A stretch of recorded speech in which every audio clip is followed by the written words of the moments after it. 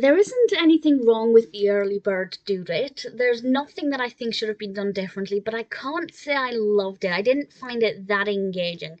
This is an MGM cartoon from 1942, directed by Tex Avery and written by Hogan, and this is, believe it or not, about a worm.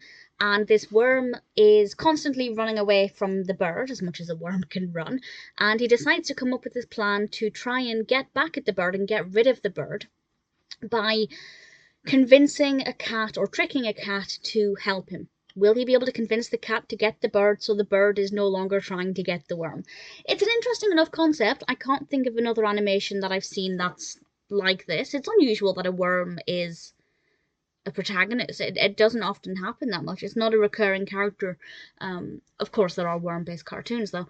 So I thought that aspect was interesting, and I was kind of curious to find out what would happen, if the worm would win, or, if the bird would get him, whatever. So it wasn't like it was the most boring cartoon in the world, but I also just, if I said there's nothing specific in it that I would have mentioned. There's nothing that I want to talk about specifically. There are no funny things, there are no quirky things.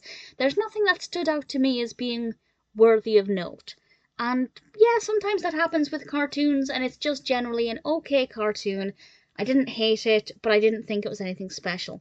The character of the worm, however, I did quite like. And I thought the cat was okay as a character. Not my favourite animation style for the cat, but not enough to put me off it or anything. It's not a bad cartoon, but I didn't end it thinking, hey, I really thoroughly enjoyed the time I spent watching that.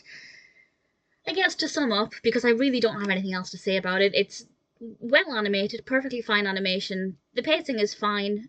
It flows well, everything makes sense, the characters' actions, etc. are believable. There's just nothing in it that particularly made me smile or that I particularly enjoyed. So I probably wouldn't watch it again, but I would recommend it for at least a one-time watch. Maybe you'll really enjoy it. Maybe there'll be something that appeals to you. I certainly don't think it's a bad cartoon. I just didn't particularly care for it.